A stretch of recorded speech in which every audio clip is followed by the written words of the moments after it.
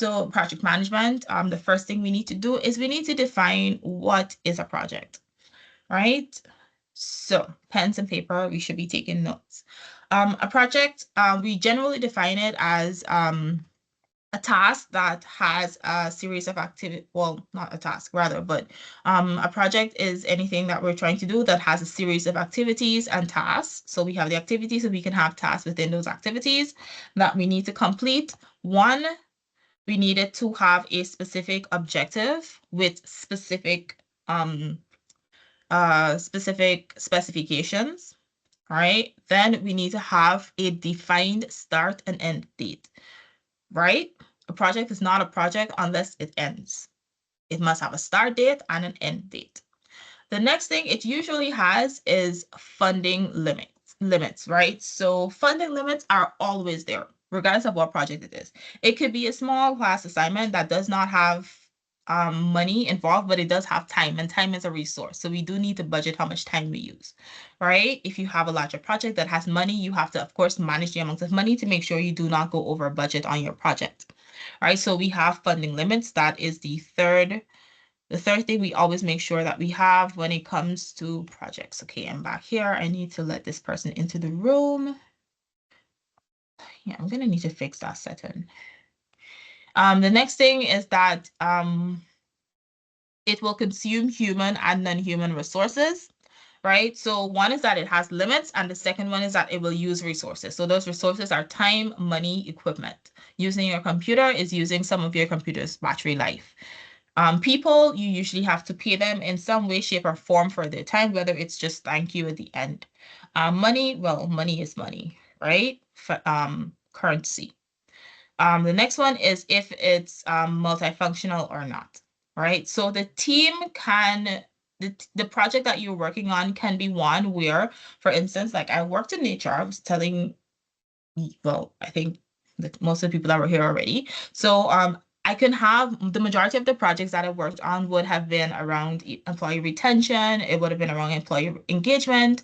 It would have been around employee development. It would have been around promotions, trying to get people into courses that, go along with what they're interested in. It was also on running, sometimes projects outside of the company where I'm also working with, maybe it's University of Guyana for a career day, or TI to look for persons that are about to graduate to offer them employment, or it could be something as simple as a job fair at a school, right? So that would be something that if I'm working in the HR department, it's directly related to the function of my job. It's going to be seen as a functional project. For it to become a multi-function project, it will most likely be a case where maybe we're working on something, for instance, ISO certification. So ISO certification means that the organization follows set procedures every time for everything they need to do, and that we can trust the standard of work and the quality of work that comes out of this organization every single time, right? So to do something like that, it doesn't just affect HR, it affects operations, it affects finance, it affects production. So because of that, what you have there is a multi-function project, because you're pulling knowledge from all around, right? It's not just within the area that you work. You have to listen to experts from outside of your field.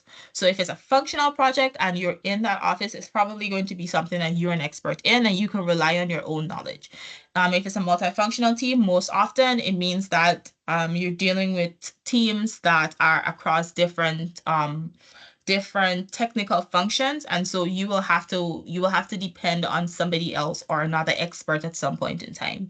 When we say expert here, I'm meaning subject matter experts, and subject matter experts are, for instance, you are working in HR and you are somebody that has extensive experience working in HR, as well as carrying out projects and doing things of whatever nature they're hiring you to do, right? So when we say expert, we don't mean that this person is like an expert in everything or they have a PhD. It just means that they are the subject matter expert on this topic in this project.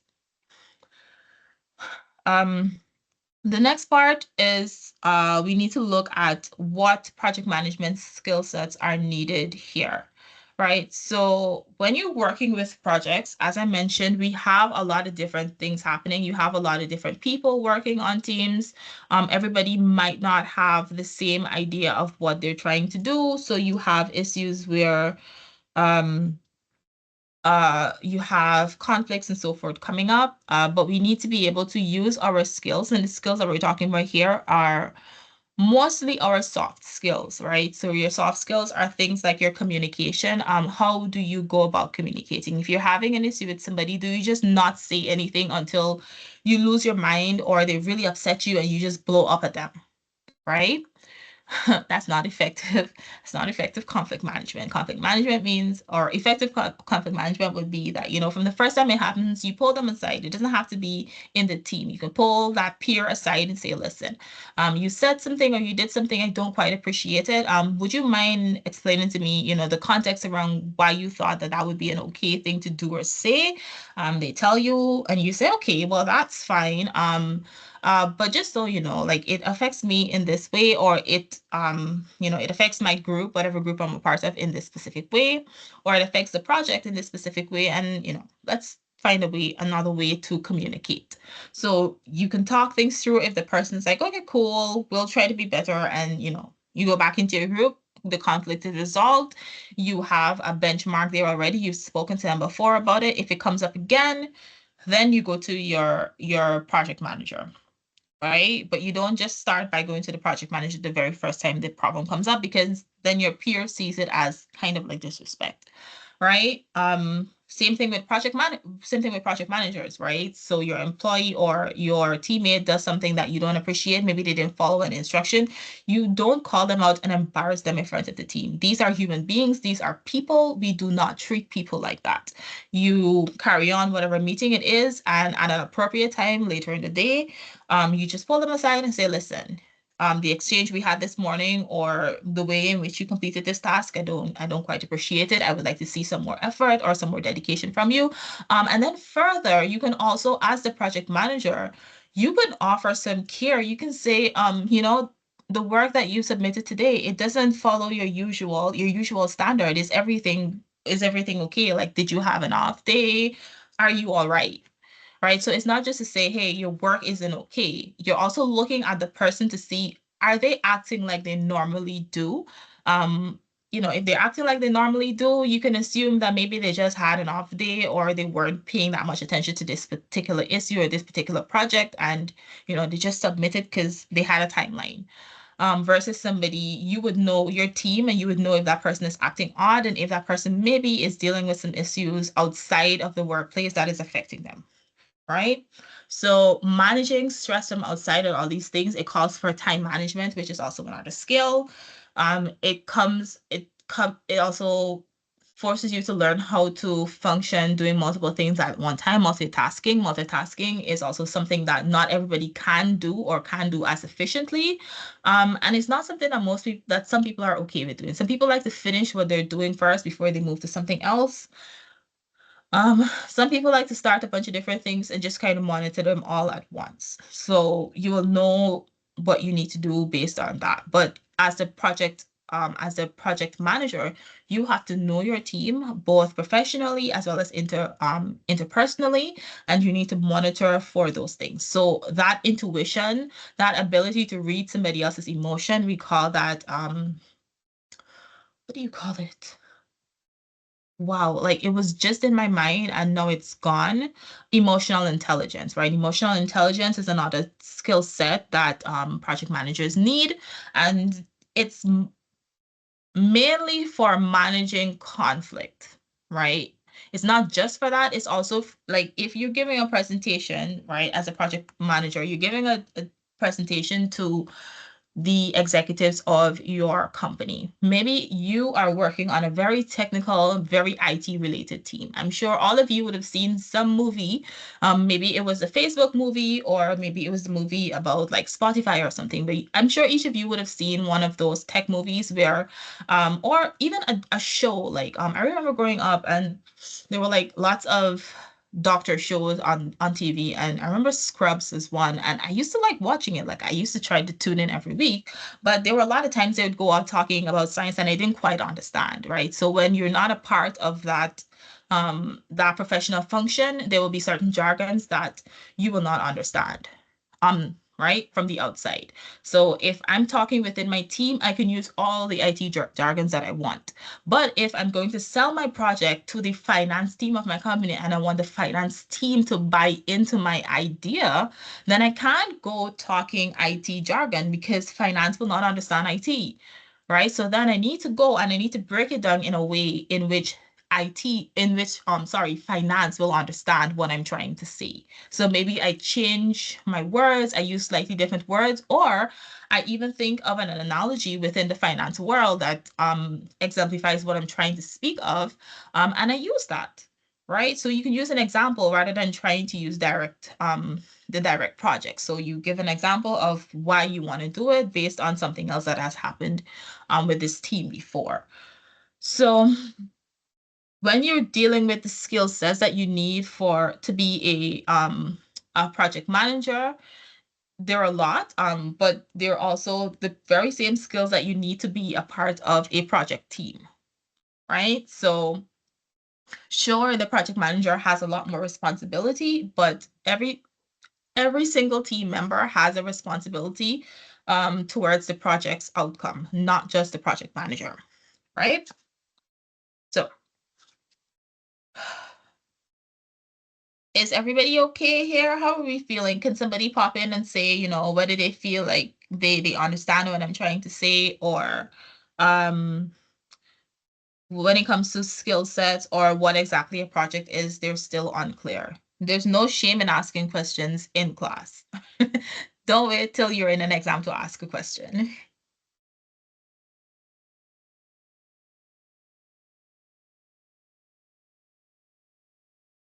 No. All right. So moving forward. So we just talked about some skill sets. I didn't go into them directly. When you look at the textbook, it literally defines what they are, but they are really just all your soft skills and your technical skills. Your technical skills are the skills that you learn from school. So something as how to manage a project, or something like how to budget. That's going to be a technical skill that you will get out of this course. Like you all will leave this course learning how to estimate within a project. Outside of that though, learning how to say, miss, something happened at home and I'm not going to be able to send my assignment in on time. Can I get an extension of a day or two? Right? You having the ability to reach out and say, hey, and to communicate your issue and to communicate the fact that you need help and and you'd like me to offer some help, that is using a soft skill, right? Understanding how to negotiate, understanding how to problem solve, understanding where to take your problems to, how to move through the social hierarchy of whatever space you're in. Those are soft skills. So technical skills and soft skills work together for you to have the smoothest outcome, right? They do not work separately. So those are the ways that your skills are usually separated. Now, outside of that, the next thing we need to look at is just about how your project is set up. So I touched on project initiation before, and I told you that usually, well, not usually, your project always has a defined start and end date.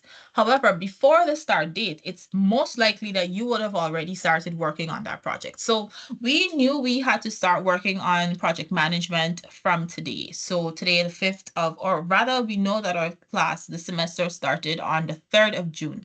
So you expected that anywhere from the 3rd of June, we will start class and we'll hit the ground running. However, while that is the start date of our project, right? June 3rd is the start date of our project. You would have had to reach out to UG before. You would have had to reach out to the department for registration. You'd have had to probably pay fees already or wait to pay fees in a few weeks.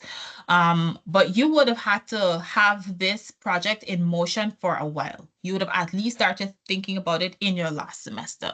So all that time and effort that you took to get yourself in line to start class, all of those things are still it's still energy that you put into this project. However, it's energy that you put in before initiation. You put it in because you want to make sure that the initiation process goes as cleanly as you can make it, right? So, outside of the textbook that you're given, the textbooks rather that you're given, there is also this one, the PM box. So it's the project management rule book. And I should tell you, with your course, you're actually eligible to go forward and to request to write your exam for a certification in project management, right? Just so you know, the course will actually cover enough time for you to do that. So I can sign off for you to get your official project management certification at the end of the course. Of course, there is a fee for that. Like, you do have to pay PMI for that. Of course, that has nothing to do with me. I am not an affiliate of the organization. I'm just letting you guys know that if you intend to go forward in project management and you want to get certified, the money that you would have already spent to do this course, you just need to spend about, I think it's like 300. I don't remember how much it is. Like, you do get a discount if you have a code, and I can give you like my membership code. It will give you a discount of like 30%. But you can pay that fee and get an official certification to use for a job. The certification lasts about 3 years, right? So if anybody's interested in going forward in project management, you can speak with me outside of this. Just send an email and I can help you with that. But yeah, what they have done, so PMI, Project Management Institute, that is the institute, obviously, that manages, who basically set the standard for how projects should be run and what should happen within a project. They're also the people who manage the theory that goes out. So just like in any field, we just start studying on it, and we would have started studying project management while studying management in general.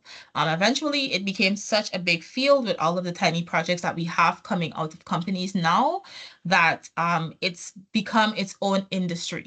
Right? Consulting and project management has become its own industry. And so because of that, Project Management Institute, they came together, they formed, and they decided to institute some rules that go across all projects. And so one of those rules that go across all projects is, one, the definition of what a project is, that it has, the most important rule is that it has a defined start and end date. And the second one is that it has defined deliverables inside. One of the second big things that they govern is your project stages. So your project has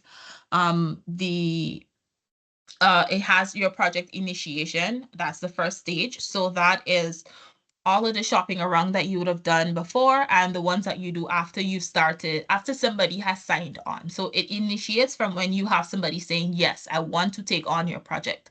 If all the other managers said, no, I don't want this project in my department, fine. Maybe you as a person. So at UG, I also teach Excel. So at my jobs, a lot of times, if I have salespeople or so forth that don't have training in Excel, I usually would offer them like Excel training for free at lunch, right? So it became such a big thing that I had to start organizing with the company. So I would go to like different departments and I would teach their staff how to do Excel like on different days, right? So the project actually initiated by itself. It initiated just out of a few persons coming to my office and asking for some help with Excel, right? But it was officially initiated at the point where I would have gone to my superior and been like, hey, like this tiny project I have on the side, or this side thing that I was doing that has nothing to do with the company is actually becoming a larger thing. And I think it's something that's needed.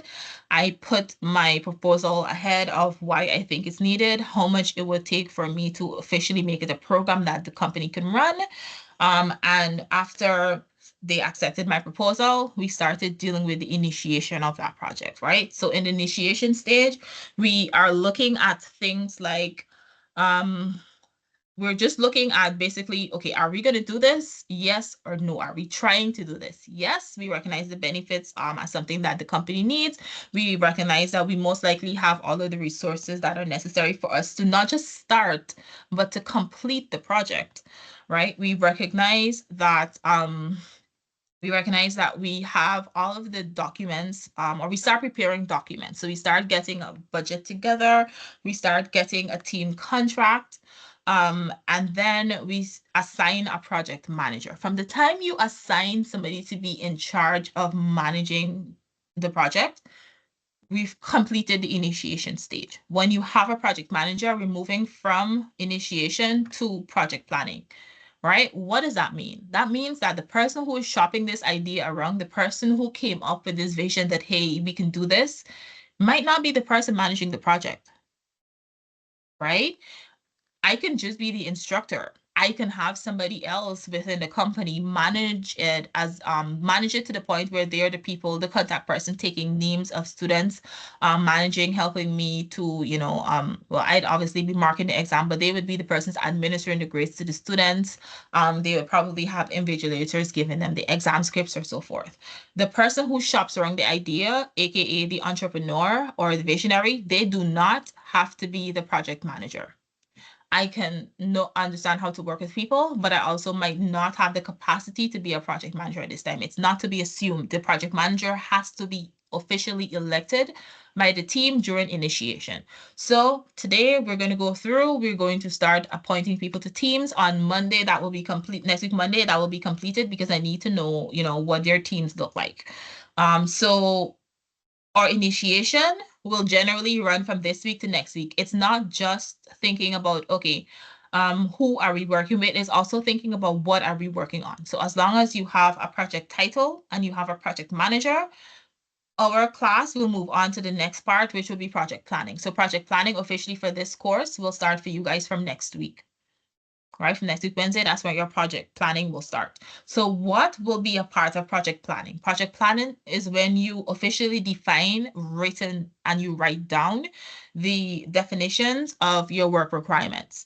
What is required? What are you doing this for? What is the deliverable, or what is the main thing you hope to get out of this project? What is the company paying for? Right? Then you're going to look at the definitions of quality and quantity, right? If you're selling something, how much of it do you need to get to the person, right? If you're working on a project, it's most likely going to be something that, well, it could be something that is physical. It could also be something that is what is the word? I don't remember the word for something that's not physical right now, but there's a word for when you can touch something, when you got intangible, tangible and intangible, right? It can either be a physical product or something that is just like a service that you're giving to someone. So it can be maybe you're building some sort of database for them. Rather than a physical product. I mean, it still kind of shows up physically, but anyways, so when you're defining what it is you're giving them, how much of it, and then what quality they need to have it as. So it's not just build me a website, it's build me a website that is properly coded, has all of my SEOs in the background so that when people search for keywords, I will come up. It should have all of my about information so that people can contact me. It should have my team so that you see the faces of my team, you feel they're warm from the pictures and you want to work with them. It should have a definition of all of my projects. So it's not just build me a website and just hand me an empty website. It's build me a website to these specifics. Sorry, my mom was calling. So the next thing we need to do is what resources do we need? Okay, how much time do we need? How much money do we need? How much people do we need? What other skills do we need that are not within our team? So if at any point you don't have a skill within your team, it doesn't mean that you need to go and hire somebody to do just that. It could mean that you just need to hire somebody to do that specific part of it. Like you don't bring a new team member on, you just outsource, right? But you need to understand what resources you need, whether it's physical resources or skills. The next thing is to look at your schedule of activity. So as long as you have what your main topic is and what your main requirement is, aka what the scope of your thing is, you will start looking at what activities do I need to have inside, right? And then inside each activity, what tasks do I need to have? So for instance, an activity can be, all right, so if I'm running this course where I'm going to have small projects with each of your teams, right? So the activity could be that I meet with each team one after the next. Those can be different activities. The tasks inside, they're going to be related to the topic. So if you are doing a project that's around waste management, I need to come into you and I need to ask you 5 or 6 specific questions so that we can organize your tasks for the week around those. If not, well, you always need to organize your tasks, but you most likely will at least have activities, and within your activities, you have tasks. If you don't have tasks within your activities, that's fine. You can just stop at an activity. How you treat those activities will let you know what type of project you're working in, right? So when it comes to project types, the 3 major project types that we have are your agile projects. Those are the ones who move from, we call them milestones, but they really are activities, right? So in a traditional project, you've got your activities, you've got tasks within your activities, and the whole project is working towards one goal at the end of a period, right? In an agile one, we have one main goal, so one that we know will take us 6 months, but we are separating our project into 6 different 1-month projects. So at each activity, it can be, we call them what do we call them? Those are iterations, right? So at each iteration, you will stop, you will recognize, okay, did we fulfill that iteration? Yes, we did. Great, let's move to the next one, right? So they are a lot more activity focused rather. So with a major general project management or traditional project management, with traditional project management, we just have the project and we go across different activities to get to the end. Whereas with agile projects, instead of that, we have different iterations and we get through our different iterations to the end of the project. But each iteration is essentially its own project, right? Teams can come together and dissolve at the end of those iterations. Whereas with the traditional, you have one major team and people are just assigned different activities. The other one is lean, and lean happens mostly when you have very, very limited resources from the very, very beginning of it. So from the beginning, you have it, so you recognize that you have to have a very cut down structure. It could be that you have a very short project that you need to do. It could be a project that had been started by somebody else and you just need to finish it up. Or it could be that you're trying to fix something that was previously done and you just need to work on it quickly for a specific, to complete one specific thing. So lean projects usually are more around improving something. Usually with a lean project, you have a system where, it was most likely done before, or the project was attempted before, it didn't work out for whatever reason. And so when we're trying again, we're doing it with less resources, and with less resources, less time, but most likely more skill and more understanding for exactly what the problem is. Right? So those are the things we do within our project planning. We think about what type of project it is. We think about what our deliverables need to be, as well as what resources we need to deliver that on time. The very last thing that we absolutely need to think about in the project planning part is we need to think about the risk of whatever you're doing. Now, a risk is anything that you're doing that has a favorable or unfavorable, or it has a chance rather of a favorable or unfavorable outcome. Right? So if you recognize that in Guyana, like I can't even think. Okay, so we know that currently the big talk of Guyana for like the past, I don't even know, like we've been saying we found oil in 2015, but I'm pretty sure they taught me about oil since I was in primary school. So I have a feeling they've been shopping around since then. But with Guyana shopping around since then, what would have happened is that we would have started since then to think about the risks of it. So back when I was in school, that would have been in the late 90s, just like late 90s, early 2000s. And at that time, Guyana was not in a position to be investing money into oil, or not like a lot of money to be trying to invest into making operational oil rigs. So at that time, we would have had a situation where sure, we could have put a lot of money into it, but at what end? We still need to eat within the country, right? So we should have we probably put some money towards exploring and looking for it, and sent a few crews out, but we most likely weren't concentrating our resources there because we have a population to feed. And we have one source of income, or money is coming into one place, and if the one money has to spread across all of the companies, the country's goals, right? So sure, we might have had oil earlier, but it was not beneficial for us to put that much money into it then, because we didn't have interest from other people looking to buy that oil from us. So we were just chilling, going slow, moving on. So in the slow iterations of that project, right? Eventually we hit it big, and now all of this is happening. So we've got all the people coming in to set up different exploration. Basically, all the activities not happening around exploration, they're happening, but they're happening on a much larger scale than they would have ever been happening in Guyana before.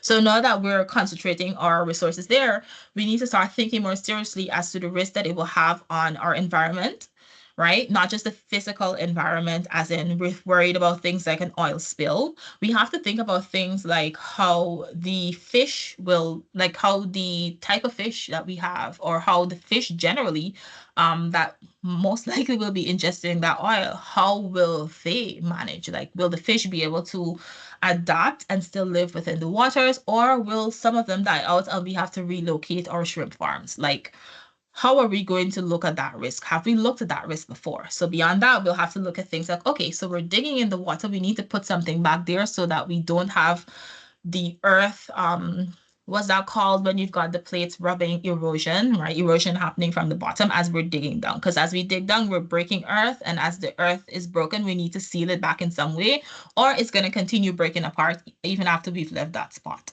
right? So we need to look at that. We also need to look at the social impact of our changing society. So we are becoming more socialized with people who were not previously socialized with Guyanese behavior. And I know, like, a lot of times, when I have relatives or so forth coming in to visit Guyana, and they go to the supermarket. Well, not supermarket, they go to like the regular market. They always complain about like the prices and whatnot. Um, but as a Guyanese, we understand that when you go and you see Bora on sale for 200, well, no, it's not anymore. But like, if you see Bora on sale for 200, do not ask them the price. If you ask them the price, it's going to be 220. Read the sign and just give them that money and move on with your life. If you ask questions, they will raise that price for their time. I call it like a service tax, right? But when we change our society, right, when we change our makeup of our society, we need to start thinking about the fact that we've got to change how we socialize. We've got to change the things that we say and the way in which we say it.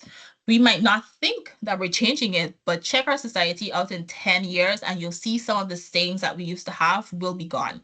And it's not to say that, people are coming in, that's why it's changing. It's just changing because time is changing, people are changing. Your parents had sayings that they said, your grandparents had sayings that they passed on. We picked up some of them, but we don't use them every single day like they would have, right? We use them a lot less. We have different terms that we use now in society. So when we're looking at risk, it's not just a physical risk, it's also what emotional impact will this have on my team? Okay, so somebody wants me to extend how much my project is, what the scope of my project is.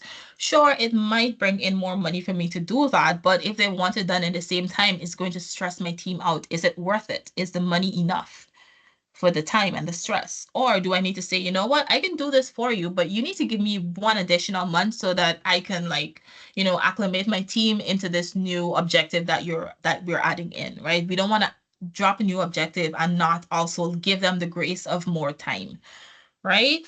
So when we're looking at risk, we need to look at risk from the physical as well as the social, emotional, non-physical elements of that risk. We also need to look, when we're looking at risk, we will go into it more, but we don't have to accept all of the risk at any point in time. Usually we look at ways of mitigating that risk, and that is lowering the impact of that risk on you if it were to fall. So if we recognize that, hey, Guyana is having its first typhoon, we're going to say, okay, we're going to evacuate the coastal plain. So I don't know how all those people are leaving Georgetown, but they'd have to leave Georgetown, and then we go back in. But it might change. They might say, okay, we leave for a week, and then it might move to we leave for 3 weeks. So as risk changes, we need to evaluate what we need to do about it. So mitigating is trying to get ahead of the problem and seeing what we can do. There are multiple ways to do that, and we will deal with that, like risk in a section all by itself.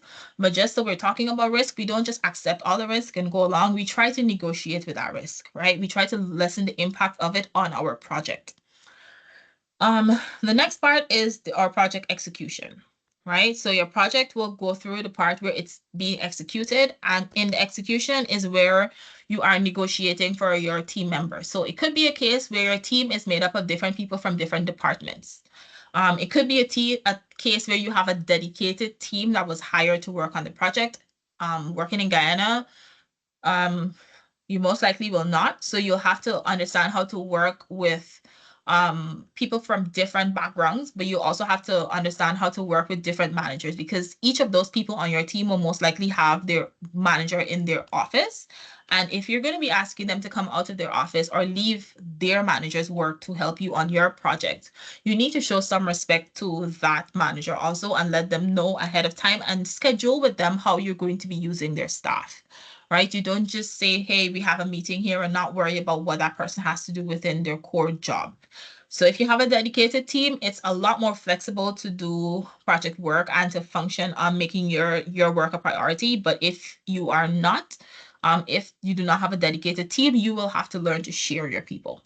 So in the execution of our project, we're looking at negotiating for people's time and attention. We're looking at directing and managing the work, making sure that all of your activities are being run off when they should, so that you can make sure that all of the tasks within will be achieved at the right time. You'll be working with your team members to improve. Maybe they do something that's not great. We don't scream. We don't treat adults like they're, well, not like children or even animals. We don't treat adults like they're less than people. So we sit and we have conversations about our issues, right? We let them know, hey, this is my criticism about your work. Is there any way that you would like me to assist you in going back to correct it? These are some specifics. Let's, deal with this going forward. You're not being harsh. You're just saying, I looked at it, I appreciate what you've done. These are my corrections. Let me know if you need help implementing them.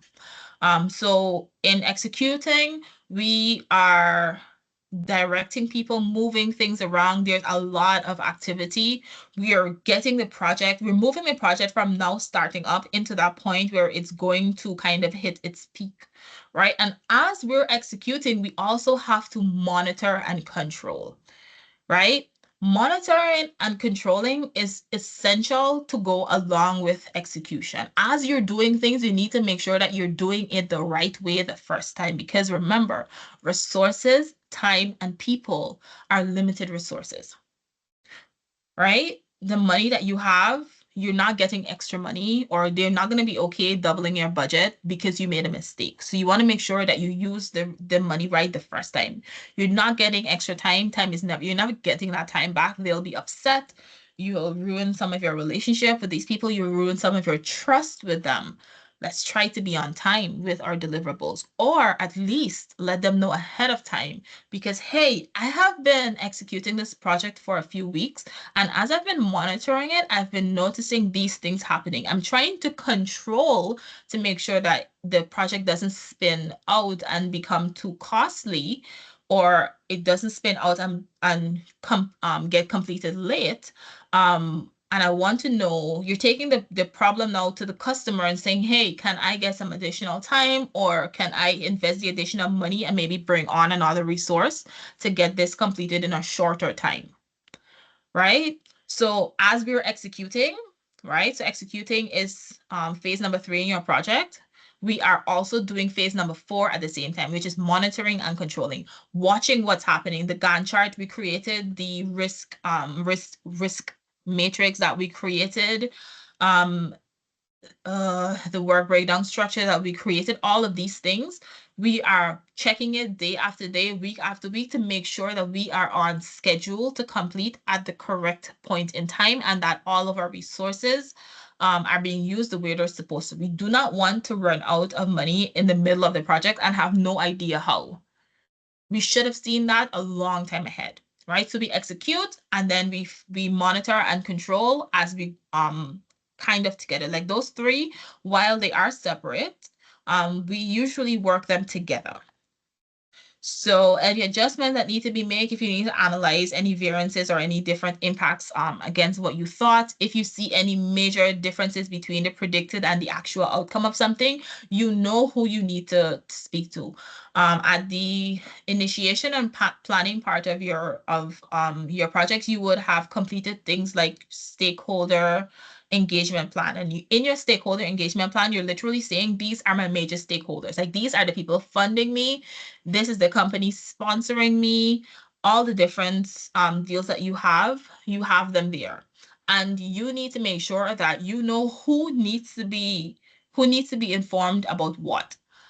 The people funding you might need to know about the finance. The people that the subject matter expert that you might bring on for something, they might not need to know that your project is about. So you need to know who needs what information and what do they need it for, and also most importantly, when do they need it. There are some changes that you as a project team or project manager can make to your scope, but there are changes that you cannot, because you are not your own client. The client usually, or always rather, has the final say. So you cannot make major changes to, your project schedule without letting them know. So because we don't want to come to the end and say, hey, this is happening, I don't know what to do, and have them feel like you weren't managing it all the time, what you're going to do instead is you're going to monitor as you go along and let them know when things start going weird. When things start going in a way they're not supposed to, you will let them know as early as possible, right? Because we are tracking our progress. Once we've completed the part where we've executed, and we're now just completing the last of our controls, we will start to look towards project closure. What we're doing there is we're verifying that all of our deliverables have been completed. Everything that we needed to do was done in the best way possible. And that at the end of the day, the most important thing is that at the end of the project, whatever it is you're doing, it works. If you're building a website, the website should be completely finished before you hand it over. If you're building a physical product, it should be like, maybe you're building boxes for this person. They should be completed and of delivering standard when you're done. And you take that to your customer. Your customer signs off to say that it's done. The project manager doesn't say that your project is done. The customer says, yes, this is done. This meets my specifications. If there are disagreements there, then you need to get a third party involved. Usually the person would have been involved already and you guys can figure it out. But because we were monitoring and controlling before we got to the end, to the closure phase, we already let our customers know what changes we made from the beginning. So they are not going to be shocked when they see what we completed and what we hand off at the end, right?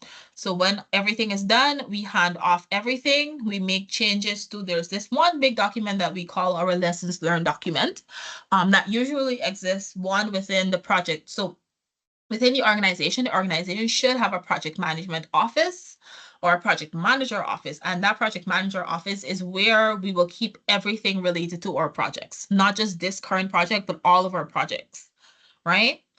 So it might not be a real office, it might be a cupboard. Doesn't matter, as long as we have one space where we're keeping track of our projects. Because one of the important things we keep is a lessons learned document. And what this document does is that it makes a note of any major change, not just in your project, but in the way that you did the project. So if you recognized that your team, maybe before COVID, you all always worked in the office together as a team. During COVID, you learned that, well, obviously we had to figure out ways to work online, but then you actually recognize that, you know what, your team works a lot better online.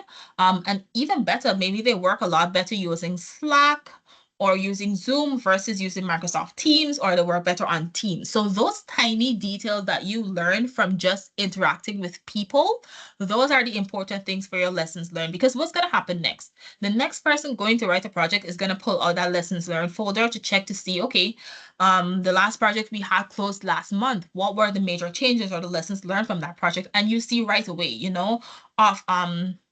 offsite team works very well on whatever platform, on Microsoft Teams or on Zoom. So you have an insight that the next manager can use. That's what the spirit of this lessons learned document is. It's not just a technical document, it's also something we can use to manage interpersonal stuff. It's the same way that every one of you would have gone to a wedding where there was an auntie and uncle that you had, or if sometimes even two aunties, like two sisters, that you had to sit at two opposite corners of the wedding, right? In that same situation, you just make a note so that the next person getting married knows, listen, auntie and uncle, do not put them next to each other. They will mash up your wedding. So these are things that we do in our closure, and at the closure point, we would have handed off. We will hand off to the person. They will sign to say everything that we were supposed to deliver, we have delivered, and our project is complete. And then the final stage is to thank each other and to disband. And in disbanding, we're shedding everything. We're getting rid of, well, we're not necessarily physically getting rid of all of our notes, but we're closing off this project and we're not coming back to this. It's done. If we have to come back to it, we're starting a new project. But we've hit the end date of this project. We're thanking each other for, being great workers. We're maybe having a last drink, a wash down that Friday, and then we're going home. And on Monday, we're starting something new. We're disbanded. And that is the stages of your project. Any questions? I know that was a lot of talking.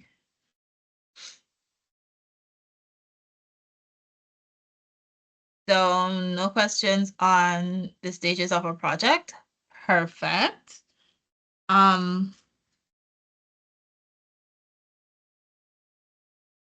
me see. I'm trying to make sure that I have.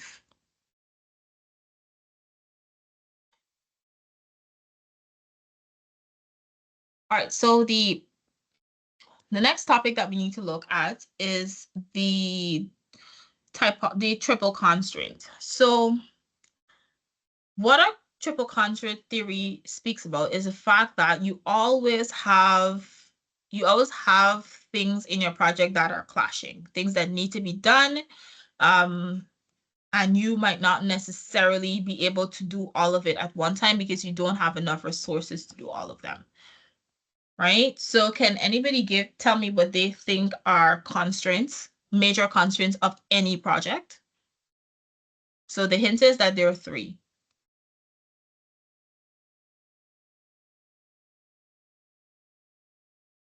So at least one person should volunteer at least one answer of one thing that they think will be limited, or I'll start calling names.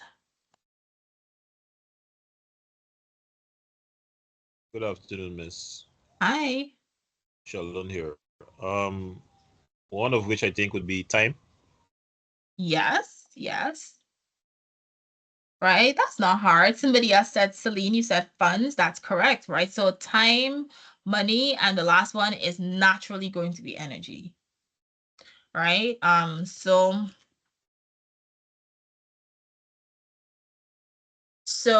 when we're looking at it, what we're recognizing is that you can only have a limited scope.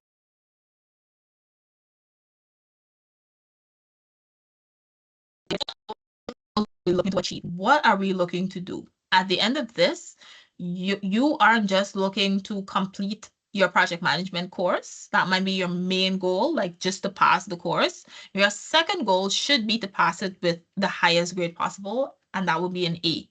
So your goal isn't just to pass the course, right? That's your main goal. But within that goal, you also want to pass it with the highest possible grade. Beyond that, you want to pass it in a way that doesn't stress you out too much. So you want to maybe say that you want to put 2 hours, or in this case, we have 4 hours of class, right? And I'll try to get you to do your assignments in class so that you don't have to take too much time outside, because I do understand that people have lives. But in your scope, you're looking at how much time you have available, how much money you have available, how much resources you have available, how many records, like things like textbooks or readings, things like internet, how much of those things do you have available to complete your scope? So your scope, that's how much you want to do, right? The next thing we need to think about is your time. Your time is how much time, not just to complete the project, but to complete each deadline. So within your project, you will have different goals that you have to meet, and you usually have to meet them in a specific order or by a specific time. Why? Because there might be one activity that has to be completed before you can do something else. So for instance, if you're going to cook, you need to take time to chop up stuff before, like onions, garlic, celery, sweet pepper. Like those things, we have to cut them up before we cook, or at least I cut them up before I cook. Right. So I know that I need to spend like at least 15 minutes upstairs prepping before I can start cooking. Right. So while my scope is to cook, a smaller scope is to get my prep done within the next 15 minutes so that I have enough time to cook, because I might want my lunch done in an hour. So 15 minutes to prep, another 15 minutes to start to get the food cooking, another 15 minutes to just leave it unattended on the pot, and then maybe 15 minutes to take it out. I don't know. 15 minutes to dish out is a lot. But my point is that you have specific goals, but then there might be things within that you need to complete something else before. So your order of your goals is important. But those things speak to your scope. Then you've got your time, and then finally your cost. How much money do you have? How much how many skills do you have that you can actually use at this point in the project? So your scope, your time, and your cost, those three things make up your triple constraint. Right? So when we use the triple constraint rule in project management, it's really just trying to balance these three out to make sure that the project is completed well, and completed well within the correct time. And the last thing that we should touch on right now is your project life cycle.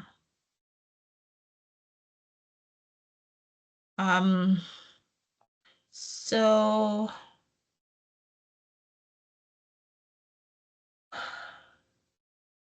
I don't know. I feel like we've gone through this so fast. I feel like we went through this so quickly. All right, so when it comes to your project life cycle, what you're trying to do there is you're trying to see what the natural changes will look like, or what the natural movement across your project will look like. Right, so if you go to the textbook, so usually what I do is I would open the textbook and I just go Control F and I would type in the word, just like I'm literally just typing it in, because I'm actually now checking your textbook to see if they have a diagram of the project life cycles that I can show in class. But the project life cycle moves pretty much just like all of your other life cycles. It shows you where your project usually starts, where it starts to kick up momentum, where it gets to the top of the momentum, and then when it starts to drop again. So project life cycles, they do have it on page 68 of this book. Let me go search for that. 243. All right. So I'm looking for the chart. I now have the chart in like I have the chart in my personal project management textbook. I'm looking to see if it's in yours, and I don't see it, which is a little problematic. Oh. So what I'll do is I'm going to show you the textbook. I'll just present from the textbook.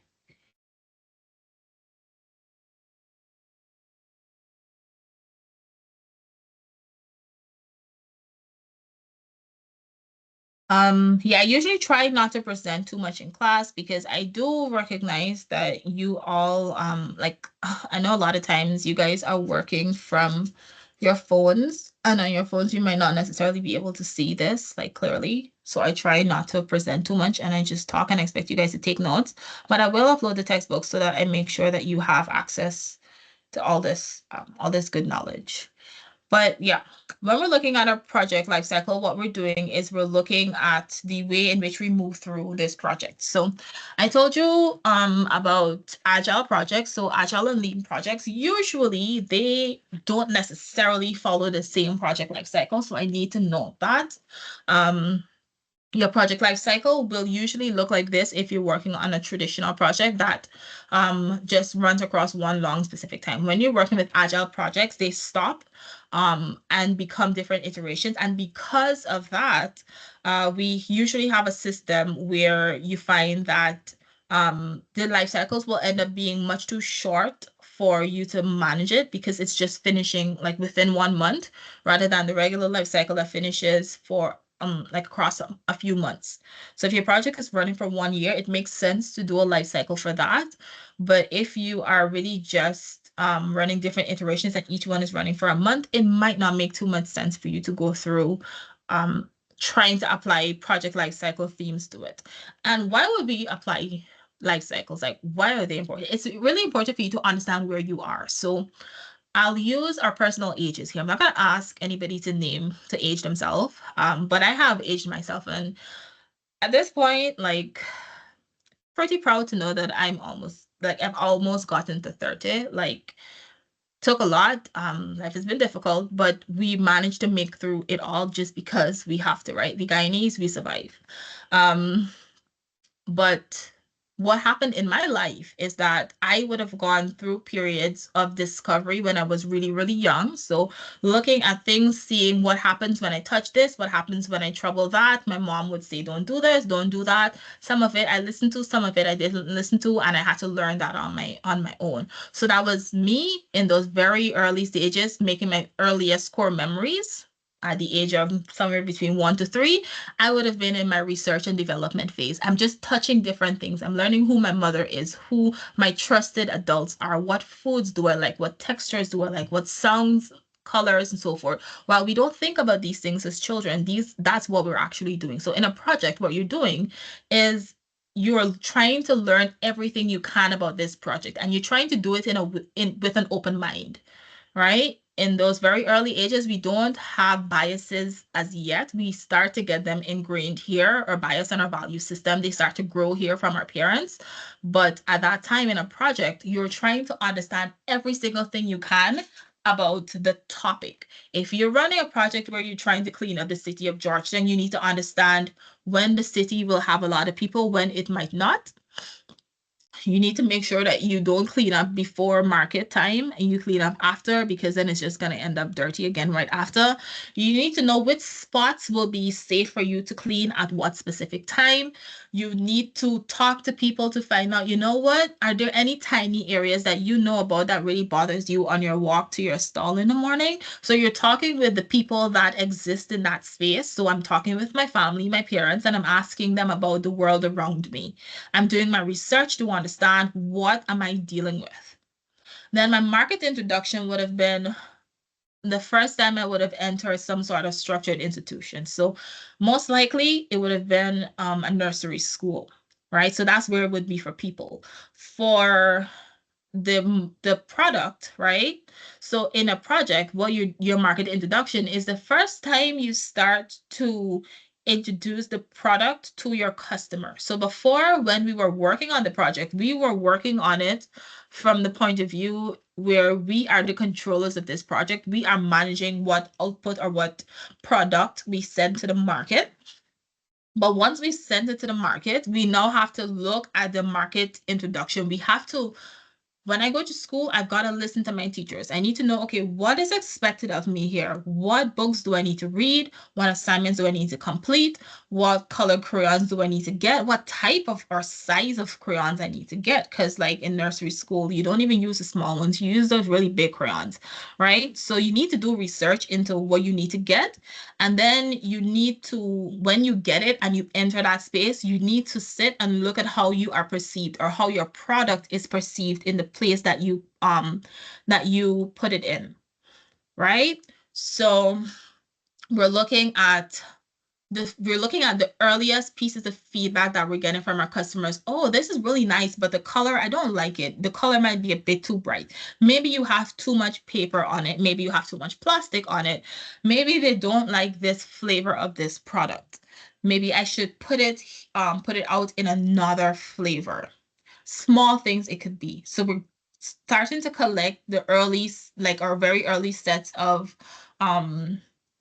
of feedback so that we can see how much more we can fix before we send out the next set of product to the market, right? So once we have done our market introduction, that's usually where we started to do just our first part was research, and the next part is kind of putting it out, like testing the waters. So after you've done your sample, the next thing to do is to start to grow this product. So we've put out a sample, we've taken the feedback, we're doing our big launch now. We're really pushing to grow. So at this point, we're investing our time and effort into it. So you, as a person, would have most likely been going through primary school, you did well, you head into secondary school, and you're going through. Now, that period of growth happens without too much, well, not none of it happens without too much learning, but it happens in such a way that you've already set your parameters. So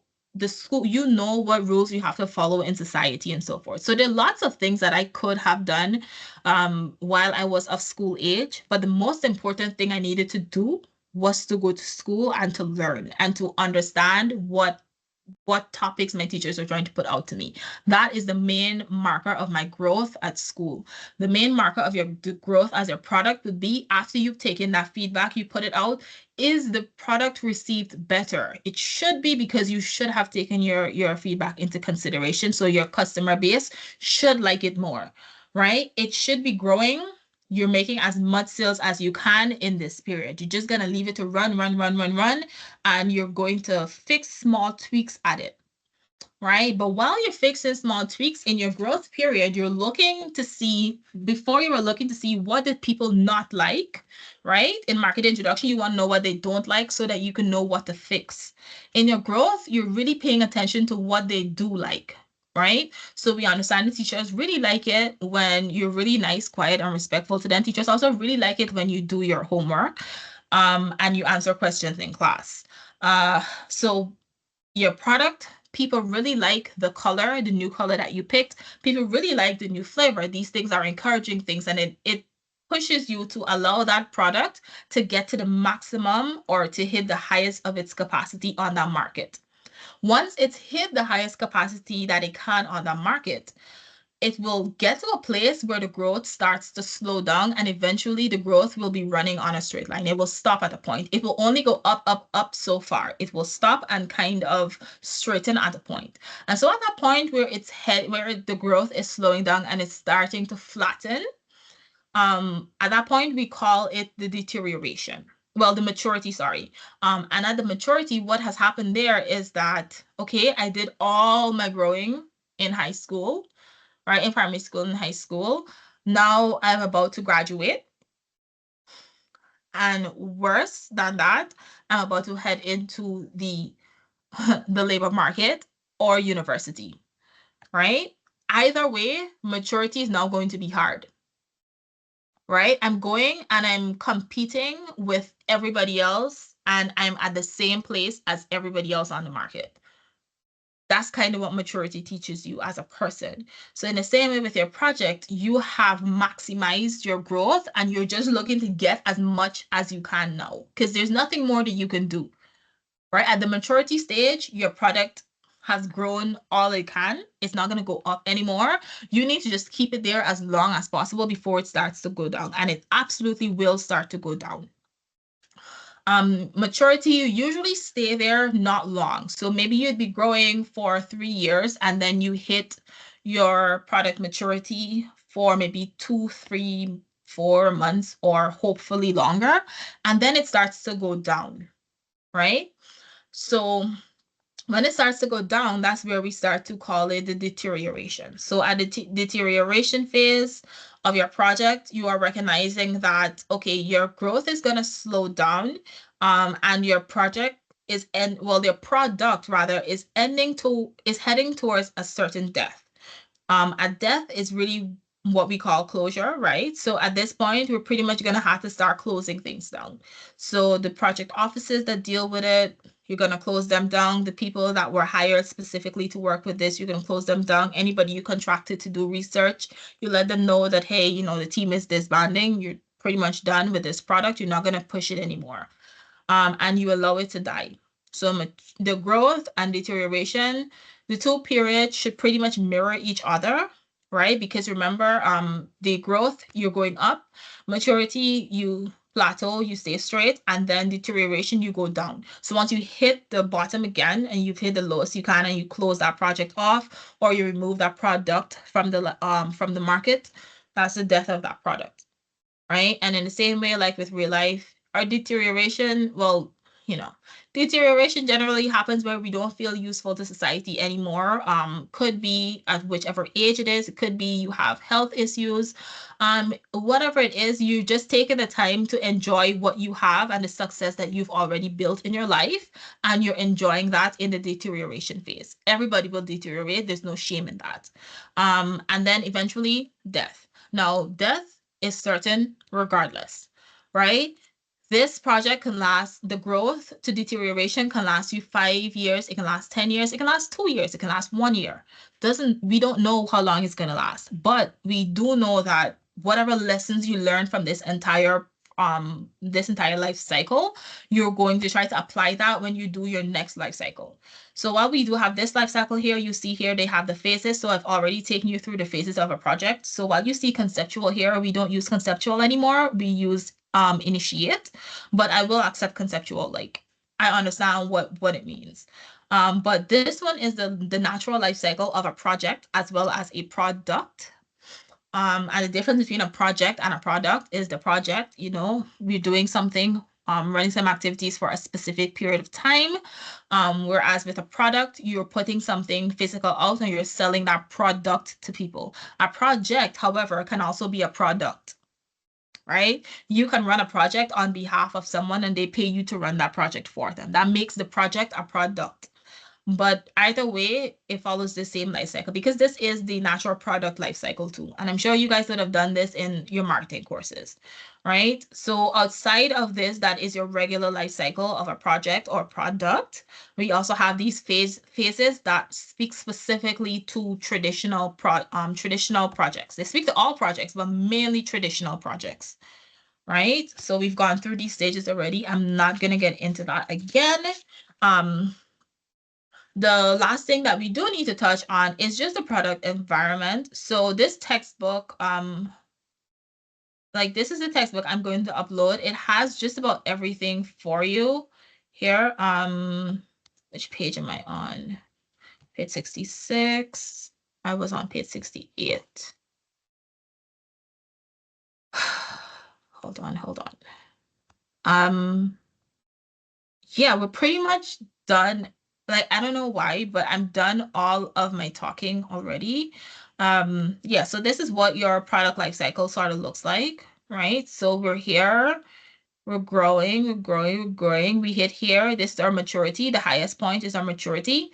And then we're gonna plateau, we're gonna be straight at this point. So just this tiny place here, we're straight, and then we start to deteriorate, and then we eventually hit our death here, right? The important thing to note is that usually with any good project manager, while your project is, once your project has hit the point where you are pretty much allowing it to work on its own and it is growing on the market, while that product is growing, remember the first one is collecting feedback on what is going wrong or what was wrong with the project. So when you launch it, it does better. When you do launch it, it's going to start to grow. And what you need to look at is what is actually working for it. What are the favorite parts of what the customers like from this? As well as you're also taking into consideration what else do they want. You can't put everything into the first or second draft of that initial product. Maybe you just can't add any more features to it because of how you designed it.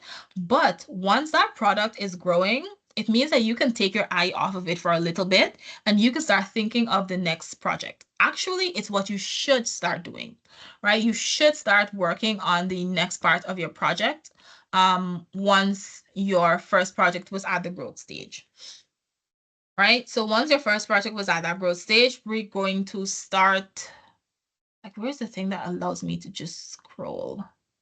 It's not this. Yeah. So while your project is growing, at that point, you should pretty much start thinking about what the next product is going to be, right? So once we are on this point, so once we're like here, we should have a good enough idea of how well our product is doing on the market, what are the good features about it, so that we can start thinking about the next product. So that by the time you are declining on this product and we're not making enough money. So like once we hit here, once we recognize that we're not making enough money, or we need to make some more money from this point, we start launching a new product. So while this product or project life cycle is going down, we are starting an entirely new graph, right? Most project managers, that's how we operate. Once we recognize that one project is slowing down or closing, we start to open another one. Not because we like to have multiple things happening at once, but usually because the organization that we're working for kind of demands it. Like most of them, you pretty much have to start thinking of what you're doing next, while you're doing whatever you're doing right now. So I saw something in the chat. Oh yeah, that was funds. Okay, cool. So once we've completed our project life cycle, this was pretty much the last thing that we needed to really, really cover today. I think the only other thing I can take you through would be, I can take you through project environments, and then we can take a break and come back, right? So yeah, this one here is a really good graph. Like I usually like this graph. I don't want to, yeah, I probably should. No, I don't want to turn the page. But essentially what this does is that it plots the life cycle on top of the phases so that you can see what each of these things will be doing in the different phases, right? So the first two phases, conceptual, aka implementation and planning, we're usually losing money because people are working, and we're not making any money during the planning phase. Once you're out of planning and you start executing, that's where you're going to start making money from, right? So this is how your project life cycle looks next to your project stages.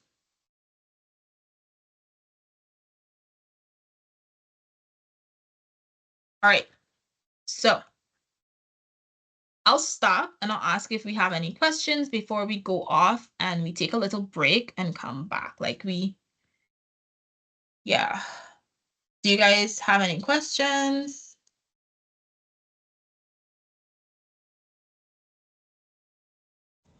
Yes, miss. Good evening again. Sheldon here. Hi, Um, Sheldon. I think I missed the initial meeting when we would have been discussing class timings and so forth. So my first question is, what is the duration of the class? The class runs from 5 p.m. to 9 p.m. I don't know that we'll be going to 9 p.m. every day or even most days.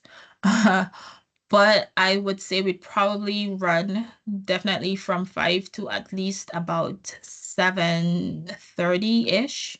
Because when we go to take that break, when we come back, I'm going to actually give you guys a tiny assignment to do amongst yourselves. So we're going to use some time there. It could be a case where I can stay and we can continue to have class after those individual meetings, or we can just go to sleep. All right, miss. Second to that, what are the days? Monday and Wednesday at 5 to 9. All right, thank you. Right, so you don't have to attend both, you just have to attend one. I would suggest that you work with the people you have in class so that you both are, going to the same, so that you're both benefiting the same way, getting the same instructions, and that you can actually work in that class time. Because if you can't work in the class time, like a group member isn't here, it's fine, you can work outside. But it would just make sense to work in class while, the topics are fresh and I'm here to answer questions. All right, so the last thing we needed to touch on before we go and take a break is environment, right? So when we're talking about the environment that we do our projects in, we are talking about the physical environment that includes things like which building we're going to work from, making sure that we have seats that are comfortable for the people to work on, or whatever project we have, that we have all of the physical resources required to do it. We also have to deal with the IT capacity of our environment, right?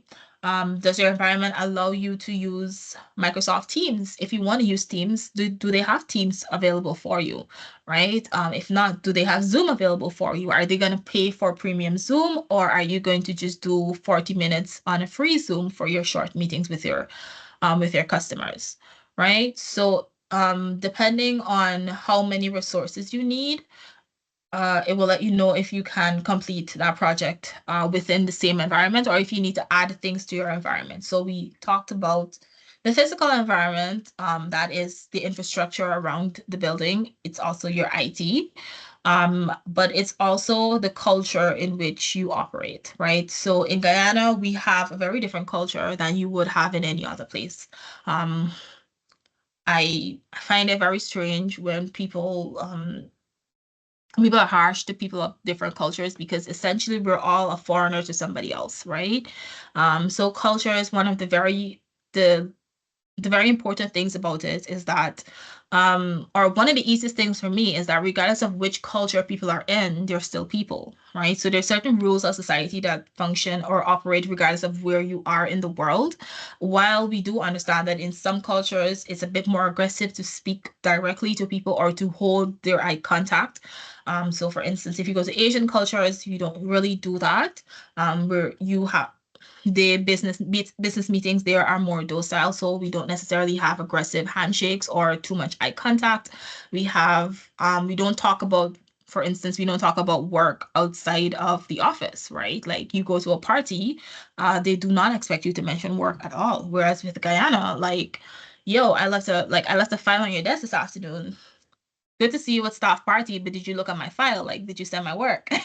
Right? So in Guyana, we have a more laid back culture. We're more casual in the way that we approach business, but I think it's also because we're generally more casual as a society, whereas other societies don't have as much ability to be casual because of the social structures of their environment. So because we recognize that everybody's environment, especially cultural, will be different, it's always important that you treat people as people first, and then you let them show you how they would like to be communicated with, and at the same time, you set your standard for how you intend to have them communicate with you. So yes, it might be great for you to obey somebody else's time schedule, but then it doesn't make sense for you to be trying to work at midnight in Guyana, right? So you need to find a middle ground between both of your schedules so that everybody is happy, right? So these things can only be facilitated though if you're able to have an environment that allows you to make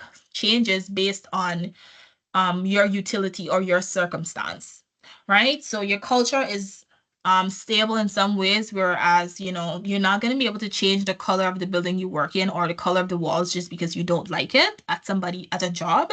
But you can possibly say that, IT, instead of Teams, I want to use Zoom. That can be worked for, or you can set small cultural norms within your group. So your team, you can say, listen, you work, when I come on, I work, you just review what I did, I review what you did, instead of us trying to work at the same time in two different countries or two different time zones. So how your team works will govern how the environment can shift for you. But usually your environment should be able to shift to accommodate things, especially very important things to you. So that's the last thing I want to leave here on. Today, what we needed to do, if you check your outline, we needed to cover the definitions of a project, and what project management is. We needed to understand the project management skill sets, your typology of projects, your project environment, your project life cycle, and your triple constraints. So if you actually look at those topics from your textbook, you'll recognize that we went through all of these things in one long discussion. I hope you guys really did understand the things that I said, and you didn't just say, yes, miss, to shut me up. But if you have any questions, I'm right here. We can talk about it during your break. So go have your break, and when you come back, we will do the last part of what we're doing today. Right, so take a break, come back at 7:10. We're taking 20 minutes. So for the next part of today, what we'll be doing is we are working with the tool that we use when it comes to project management. And because today is our first day, I don't want to try to kill you with like hard stuff. I wanted to just go across general project management tools. So if you have ever worked on a project at any point, or you had to do any scheduling, you would have most likely come across some sort of project management tool, right? When it comes to general project management, or the first steps of it, for instance, the planning, the tracking, and monitoring, that is really where the majority of these tools come in. So when it comes to the initiation part of it, yes, I will create a project charter document, but all it says is I am asking you to work on this project for me. That is it. I am contracting you to do a project. I'm sending you a bid and asking you to, hey, do some work for me. And I'm doing it in writing. That's what my charter is. I'm saying, hey, I need help on this project. Can you help me? And you're signing to say, yes, my team can provide the services to help you. That's all that is. And the second part, what you will give me will be your team contract. Now, your team contract, you will create one. You'll create one, Demi Moore. Okay, who is working with Demi Moore? She just came in. Which name? Which name? Hannah, Miss Hannah. Hannah. All right, so Demi works with Hannah. Welcome, Demi. Hannah, you're in room 8. So Demi, room 8. Save. Thanks. Just getting that out of the way. All right, yeah. So when it comes to the first part of it, the document just says, I want to contract your services. It's not going to have much more specifics on that, right? The second part where we get into planning, in the planning is where we're thinking of all that we have to do. We're not thinking about any one individual part. We're thinking about everything in general. So there are some very important theories that we need to use. So we call them typologies. So I did mention it as something we needed to go through. I mentioned it previously, like just using tools to track and monitor. But what we call them are the typologies of projects. And what those are things like terms that we use that mean something very, very important in project management. So one of them that you'll find is the critical path method.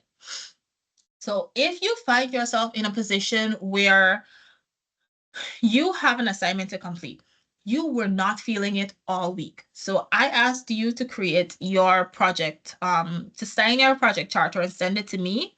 I also asked you to create your project team contract.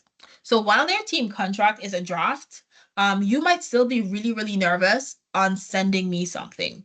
Now, what you're going to do is you're going to wait till the last minute and you're going to try to hit the most important parts rather than being able to hit every single instruction, because you want to make sure that you get the most important things in, because now you know you're working late. So when you're crashing a project or you're trying to crunch the time because you were supposed to take 1 week to do it, but you chose to take 1 day to do it. So what happens is that the other 6 days are now lost. The other 6 days of time and resources are lost. You only have 1 day, 1 day's worth of time and resource to put in. And sure, you might say that, you really just needed to put in 1 hour of those days.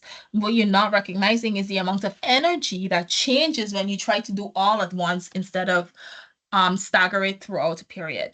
So by trying to hit the most important parts at the shortest possible time because you are crunching for some circumstance, whether it's something that was within your control, like your time management, or something outside of your control, like maybe you were not feeling well that week, or you were struggling with depression and didn't even recognize it, what happens is you are trying to crunch.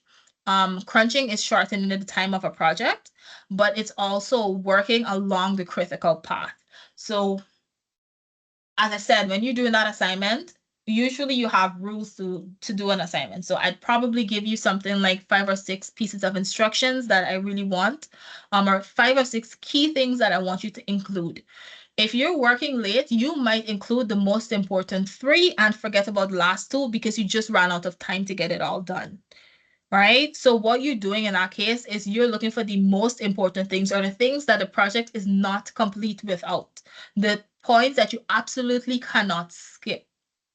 You're not skipping those. That's what it does. So when you identify your critical path in your project, you're identifying those activities that you absolutely cannot not do. The ones that you have no choice but to complete. They are necessary. They're absolutely important and vital to the structure and the foundation of your project. Right? So those things, they fall along the critical path of your project, and you have to make sure that you get them completed. And that's one tool that we use. So the critical path. So your project might have 20 pieces, but maybe 7 of them are essential pieces, right? So those 7 from the first through the 7 to the last, to end, from start, the 7 and then end, that is your critical path. The other 13 tasks that you have, the other 13 activities, yes, they are important. And yes, you will do them if you have the ability to, because those are the things that will make the project perfect. But we're not looking, while we are hoping for perfection, you are looking really to deliver the most efficient project that you can to the customer. You want a complete project. So it means a complete project has all the important resources inside. All the important tasks were completed. Those important tasks, you know them from your critical path, and we will identify those. So that's one tool that we use. Another tool is our PERT. So critical path CPM method. Your PERT is literally your program evaluation and review technique. What your PERT does is that it goes along with the critical path method to give you some more specifics. So for instance, you can have a critical path. Let me look for one in this textbook, right? So you can have a critical path document that just shows your critical path alone, or you can have one that also shows you how much time you need to complete every single activity on your project, because what the PERT does is that it just gives you expanding information on it just gives you expanding information on that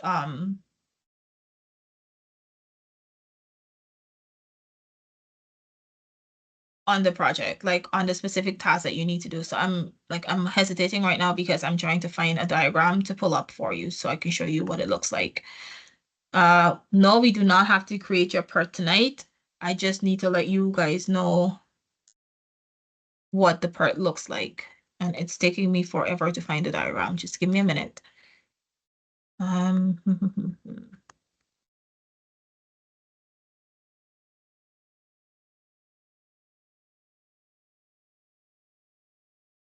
want to use the textbook and not use Google because I think that is probably what's best. But the textbook really has some terrible graphics for it.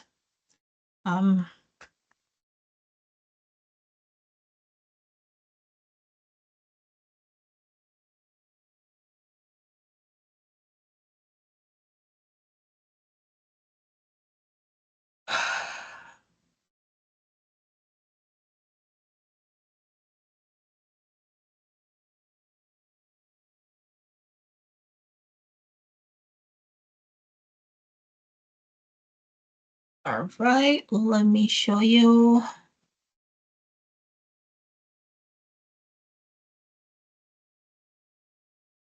Oh, okay. Right, so this is what our PERT chart looks like. Usually this is what our just like our master would look like, right? So we have all of the different activities that we have for the project. So while this one looks confusing, I don't want you to focus there right now, just focus more on this one up here.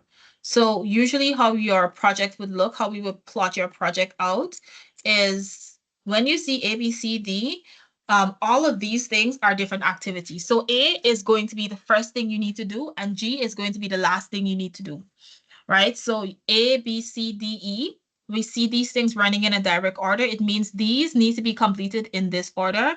These need to be completed in that order. Like this precedes these 3. So This one has to be completed before you can start any of these three. They can't start before the first one, right? However, C just needs A alone. C doesn't need anything else outside of A to start.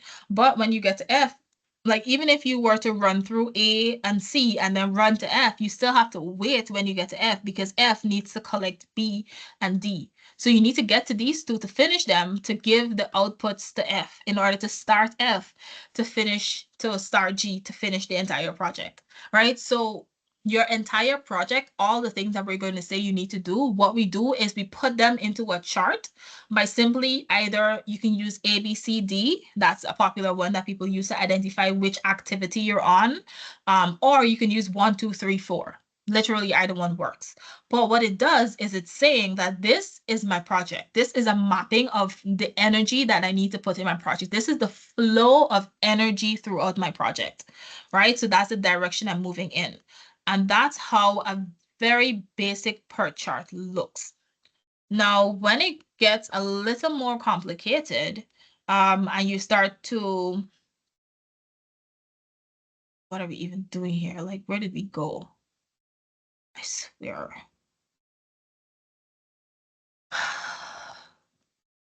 All right. I can't find the other one back, so we're going to use this. Let me see. I think it was like, was it like 2? No, it was nowhere near here. It was not this one.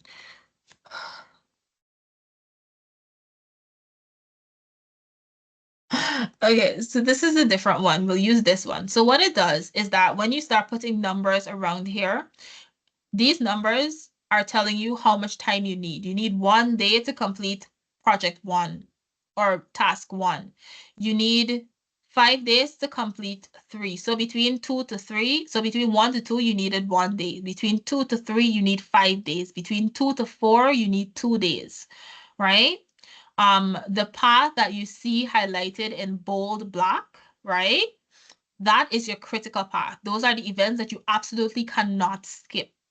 The events at the bottom here that have the thin black lines, right? Those are activities, and yes, you do want to complete those, but those are not necessary, right? The important part is for you to go along this way and to complete these in time. And what the most important thing that the critical path tells you, so there is something that we call slack.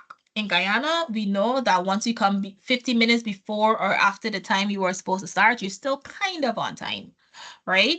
And that's what we call slack. That 50 minutes that you give, that grace period, that is slack.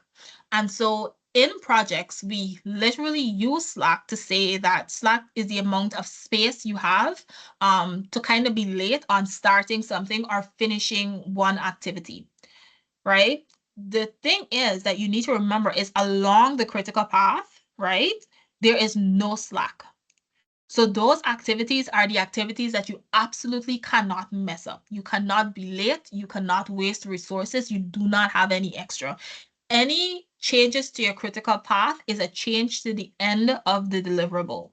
If I have to spend 1 extra day here, it means that this finishes late. If I finish here in 4 days instead of 5, it means that here finishes early. Any changes to your critical path is a direct change to the direct change to the deliverable time of your project. A change that happens outside of the critical path, it doesn't affect the project as long as the slack is able to cover it. If it goes above the slack, yes, then it can affect the end date of your project. But on a regular basis, your projects that are not along the critical path should not affect the delivery date of your project, right? So that is one of the big tools that we use. So we've got your critical path, and then you've got PERT. And when we put them together, we put it together in such a way that we're trying to make sure that everything we need to get done is done in a way that helps everyone. So if you look at this project, these events are literally contract negotiation, contract signed, long lead procurement, manufacturing schedules, bill of materials, short lead procurement, manufacturing plans, material specification, startup activity. That's all this is, right? it looks so intimidating when it's here on a graph with numbers, but really all it is doing your background research and starting some sort of activity we're going to do. We need to just get all these activities done. So instead of depending on my brain, so while my brain is a beautiful, wonderful tool to keep information and to process information, I don't want to overload my brain, especially with things of work. Why? Because I have a whole life that I need to manage. I cannot manage people's other people's organizations also. I come to work, I do my work, I remember my tasks, right? I write it on paper so I keep myself accountable for what I do. I most likely also share this information with my team so that they can keep me accountable for us hitting every single part of our path. However, this isn't for you to try to remember and to keep all of this in your head. Write it down on paper, throw it into an Excel sheet, have Excel plot it into a graph for you. So when you look at it, you have a nice graphical representation of, okay, I'm here. And you feel good about the fact that, you know what, I've done all of this. And all the work that is swirling in your head, all that noise that is in your head over, oh, I have this to do, I have that to do. I mean, you still got all these other ones to do. Like you still have 2 more to go, even if you're here. But at least when you're at this point, you recognize that, you know, this part is done. And the rest, you don't have to worry about getting it done because you have a team that can support you, 1. And 2, you have a path that is planned. You have defined goals, defined activities so that you're not swirling in information. Right? So that's generally how we think about the scheduling techniques that we have when it comes to projects. So yeah. So you've got your CRM, which is your critical the CPM, which is a critical path model, and then your PERT, right? The other typology, we have one more typology that we do think about, and that one really is our PDM, and that's our precedence diagram method. And the precedence diagram is simply that thing we do where we number them. We know which activity comes before what activity. Why? Because we need to know what needs to be done before we can start something else. It would be very upsetting if I go all the way to E and recognize, oh no, like I have to sit here and wait another 2 days because I hurried through the other part of my work, but the other team isn't done their deliverable to add to me at this point in time. So the flow of information around your diagram, it tells you where your critical path is going to be, what absolutely cannot be missed or messed up in your project. It tells you how much time you have, how much slack you have, all these different things you can calculate. That's what you calculate with your PERT. And the last part is your precedence diagram. That's saying which event happens, which activity happens before what activity. Mainly so that we are able to plan for every single thing that we need to do and for every single person in our team. And those are the most important tools that we want to look at right now. I do not want to take you guys through anything more. Next week when we meet, I'm going to take you through, I'll take you through working with, I think, probably your work breakdown structure. Yeah, we'll start doing those very basic tools next week, but today I want to leave it off here. I want to stop and then we're going to talk about our project some more. So when it comes to the topics of those major terms that you need to use, do you have any questions with regards to your critical path model, your precedence model, or your PERT?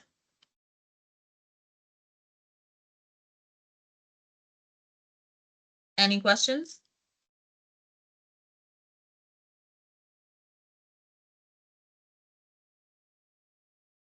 Miss, if we do have any questions between now and next week, we have to email you because I don't think there's a contact number. No, I don't give my contact number. Yeah, you can email me. I have You can message me right in Moodle. Usually I see it. I might not respond right away if I get distracted, but usually by the time somebody else messages me, I'll be in there. But I usually check it like once a day. So you can message me on Moodle, but it's not going to be instant. The other thing you can do is you can send me an email. Now the email is a little bit more instant because, well, my email notifies me. And I think it's located somewhere because I did see somebody send me an email yesterday. So I figure my email is out there somewhere, but I didn't give that out either. All right. You mind dropping the email in the chat for me, or I don't want to give up my email. All right. Do you think you guys will need me for urgent messaging, or are you fine messaging me on Moodle and getting a response within 24 hours? Do you want like 2-3 hour access to me, or is 24 hours fine?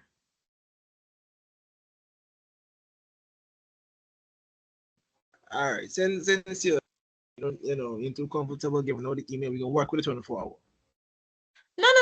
I'm comfortable with either one, but understand it works both ways, right? I usually don't like to message students and bother them outside of working hours because I don't really have anything to bother you guys on, but I could probably start dropping like random questions into your inbox at like 5 a.m. or something if you want. And we can both talk to each other outside of hours.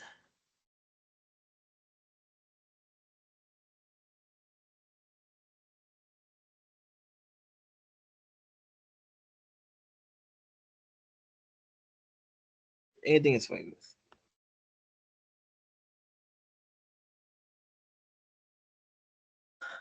Yeah. I think right now let's work with Moodle so we keep everything in one place. I would say if you're gonna message me directly, let it be about the group assignments, right? I think that's fair. So I'll put my email here and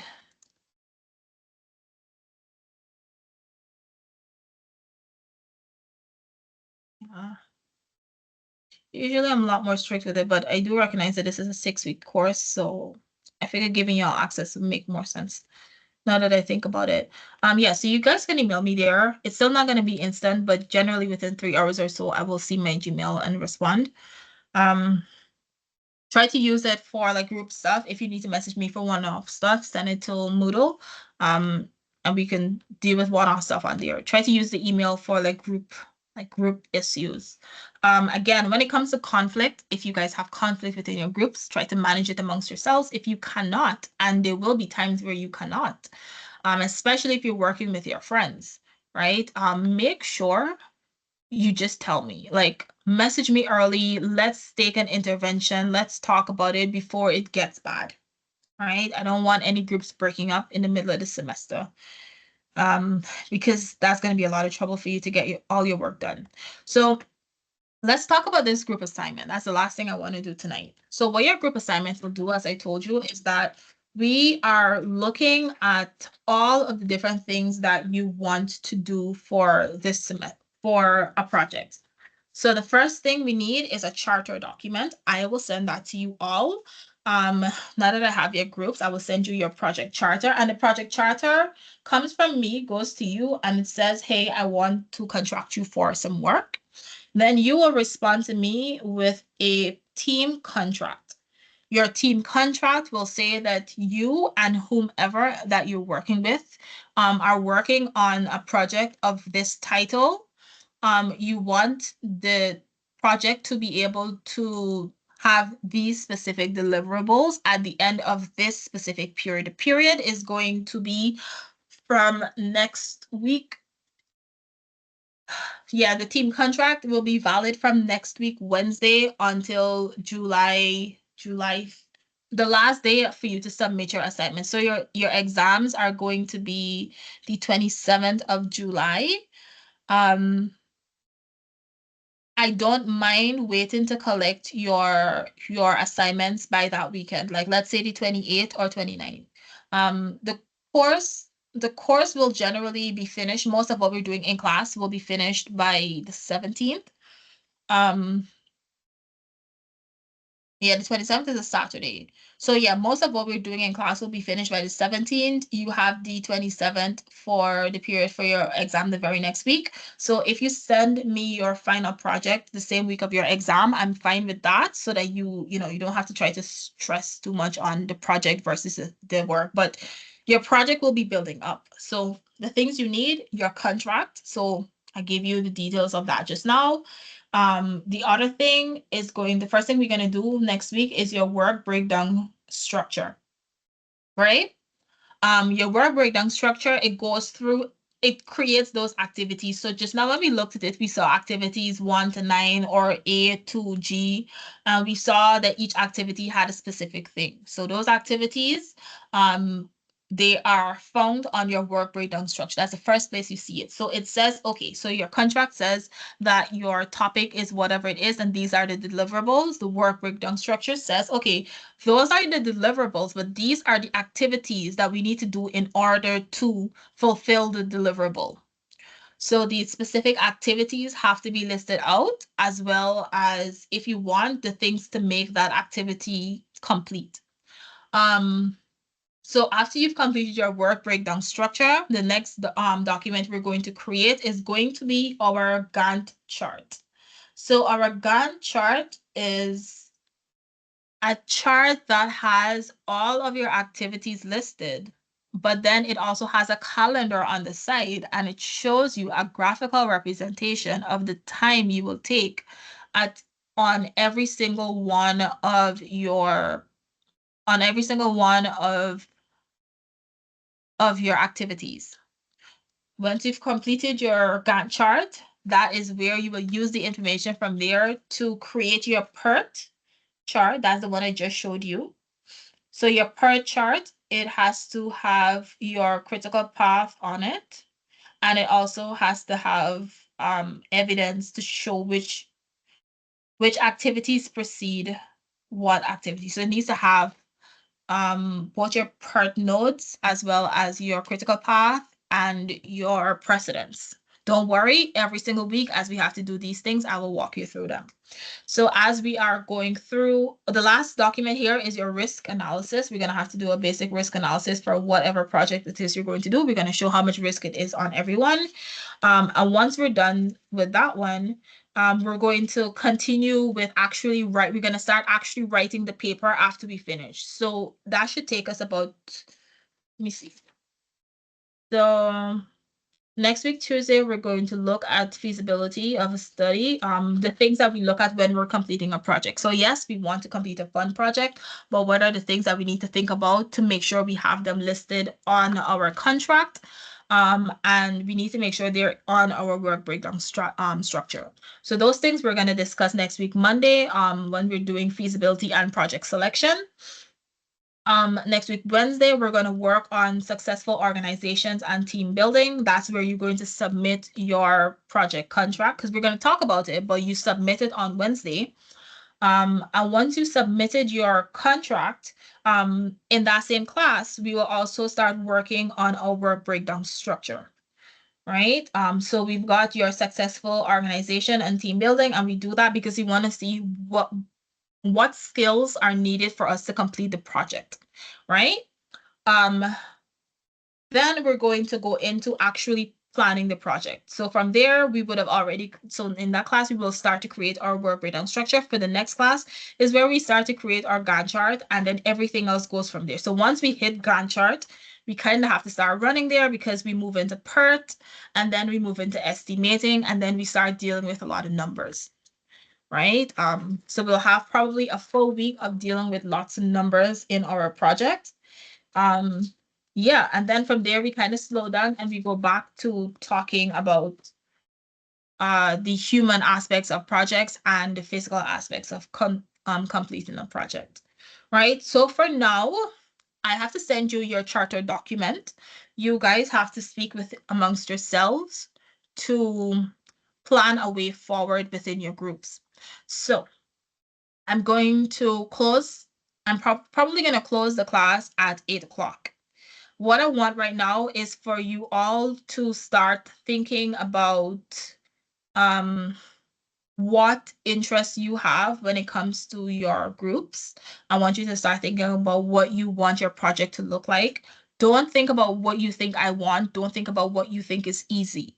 Think about what you like. Think about what topics you're interested in reading and researching about, because at the end of this, I expect a fully researched APA document, and the second half of the class is really going through that APA study, right? So I'm going to take you through the research aspect of project management on the second half of this course. The first part is really to look at these tools.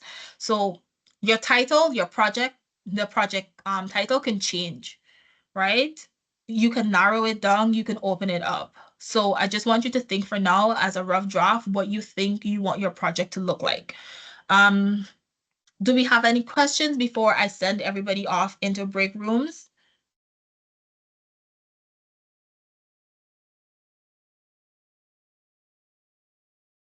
Any questions?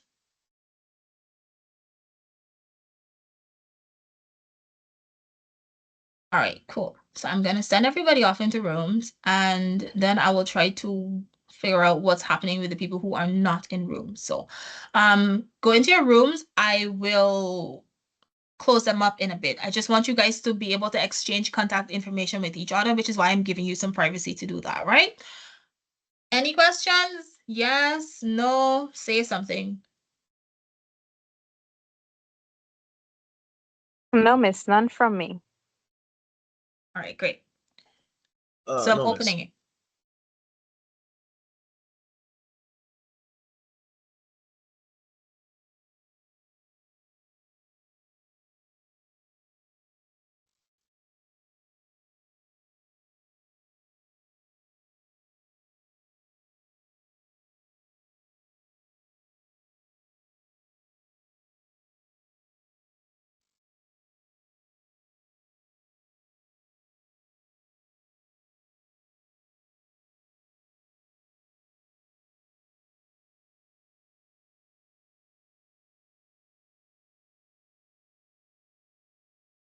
All right, so Zanel, Janisa, and Carmen. Now let me figure out what's happening with you guys. I see you're all, for some reason, it's putting you down as external users. I'm not sure why it's doing that. Do you have any ideas as to why? Oh, you're not using Teams.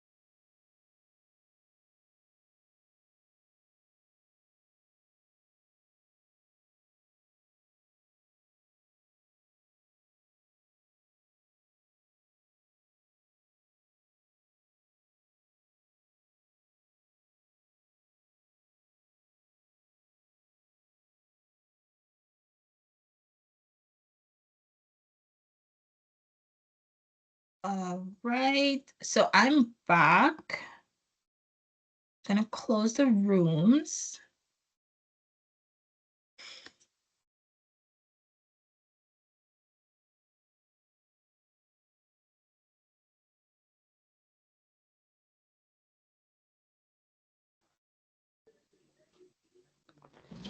Oh, we're back.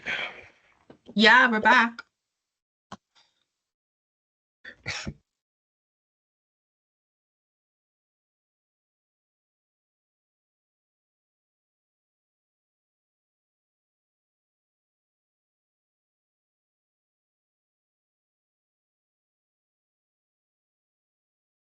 All right, so welcome back from your rooms. I know most of you at least were able to get through your introductions. I know some of you were in those rooms by yourselves. Sorry about that. When people come in next week, we have the full group. I should be able to control that a lot more.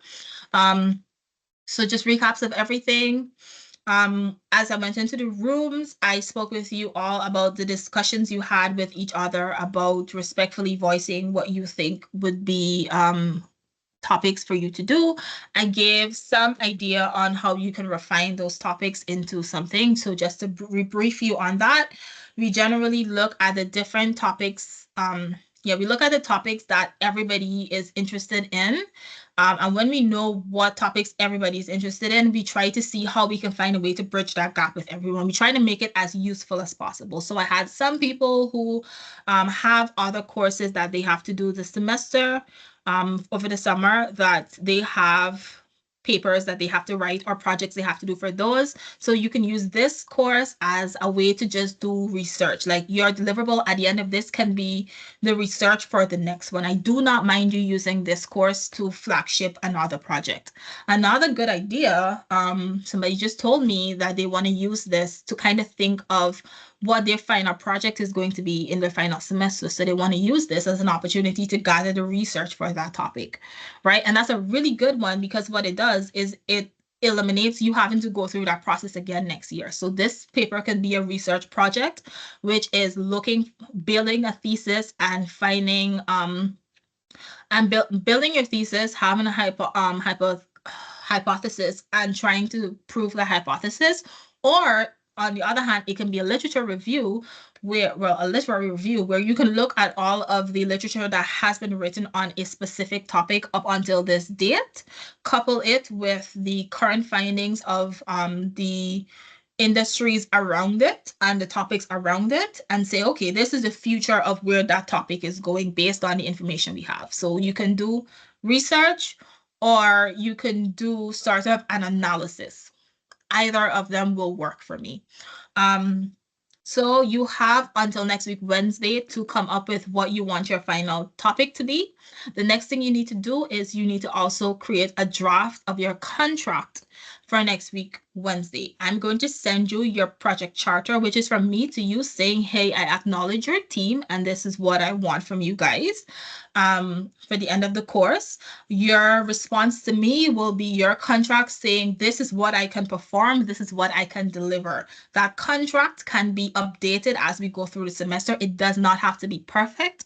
Go online, look for a template online and change it to the way you want to make it. If you want to use a bright colored paper, do that. If you want to use bright colored text, do that. But try to make it in line with the topic that we're talking about. All right, so until next week, what I need you to do is kind of look for projects in your everyday life and think about how you can make those projects better. So if you're driving in a bus and the bus driver is just wilding, think about how you would have driven that bus instead. Think about the parameters he has to work with. Think about a safe way you would have managed those parameters, as well as the skills and so on that would be needed to make the traffic or transit system in Guyana a better experience for people. So when you think about projects in real life, for instance, like you see construction happening on your road corner that have been happening for the past 3 years, think about all the wasted money. Do the estimate in your head. And as you do these things every day for tiny things or big things, sometimes you don't have to have an answer. Sometimes you just have to have a question. It helps you to understand how projects run and how to navigate that problem if it comes closer to your front door the next time. Right? Because I mean, eventually some one of us in this call is going to have to build a house and deal with contractors. And when you've dealt with building contractors and you got that house built, at the end of it, you have a different level of confidence than anybody that has not built a house in Guyana wouldn't have. So as you go through, look at things in your environment and try to empathize with the projects that you see around and how you think it can, be better. It doesn't have to be a physical project that humans are doing. It can literally be something like I saw one time there was this beetle